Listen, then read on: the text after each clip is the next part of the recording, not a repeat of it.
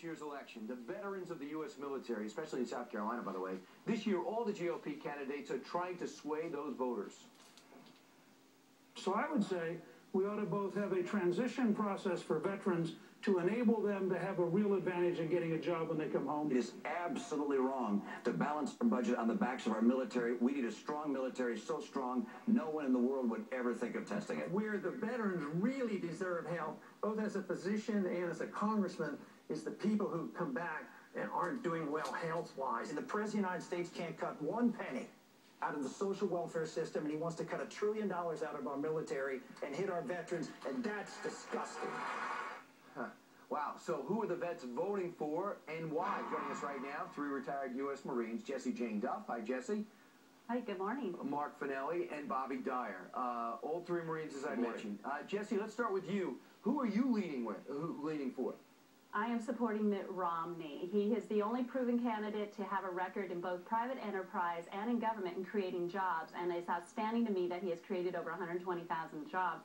So I just feel that he's the greatest strength for our military veterans that have as high as a 30% unemployment rate between the 18 and 24-year-olds right now. He has a record that can get them employed. Right, and you are going to be a delegate, correct? Yes, I am. Yes, I am. Thank you. Mark Finelli, as a member of the Marines, who are you leaning for?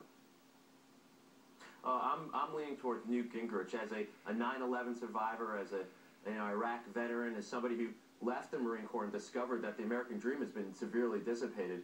You know, I basically have a balancing approach to 3 factors. Who's going to unlock this economy so veterans like myself can achieve the American dream? Who's going to be honest and forthright about the dangers of orthodox militant Islam? And third, and most importantly, who's going to get on that debate stage every night during the general election and completely destroy Barack Obama? And that's Newt Gingrich. Bobby Dyer, out of Virginia Beach, where do you weigh in? Hey, good morning from Virginia Beach. I'll tell you, I love Rick Santorum's passion and compassion, and what I really enjoy about the guy is that he's a conservative, and he has, by far, I think, the best chance to win. But that being said, we got to realize we got to take it beyond the election. He is going to be the commander-in-chief. He's going to be leading this country, and gracious knows we need leadership these days. Hey, and I am scared to... Go ahead, I'm sorry.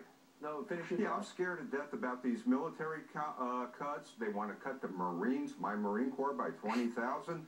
My goodness, we need leadership. You know, it's interesting, though, Jessie Jane Duff, when you talk to Congressman Ron Paul, he'll always bring up that he gets more contributions from veterans than any other candidate. Why are you not pushing for Ron Paul? Oh, my goodness. I think he wants to play cards with the Taliban. I would be very offended with him as a commander-in-chief. He doesn't even have a command presence. All the Marines on the panel can agree. We need a commander-in-chief with command presence.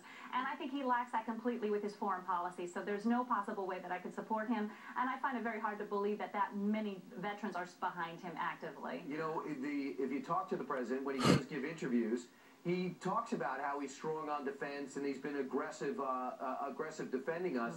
Mark, why aren't you leaning towards the president? Well, I don't see anybody who's enabled the Muslim Brotherhood more than President Barack Obama. The Camp David Accords are about to go out the window, and that's going to directly threaten Israel.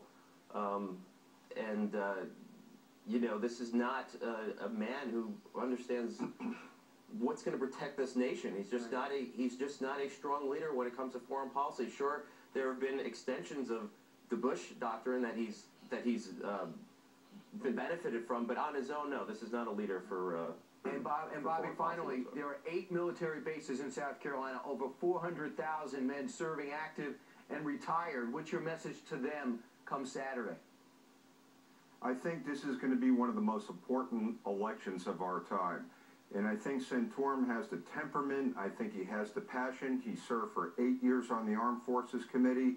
You know, he's what we need. He's the man for the season. He's what we need right now. We need that strong, passionate leadership. Well, I'll tell you what, you don't agree on who to support, but we all agree that we support you and your service. Thanks so much to all of you for getting up and for what you've done for the country. Thank you very much. Thank you very much. Thank you. It was a privilege being here. All right, same here. All right, 31 minutes now before the top of the hour. We move ahead.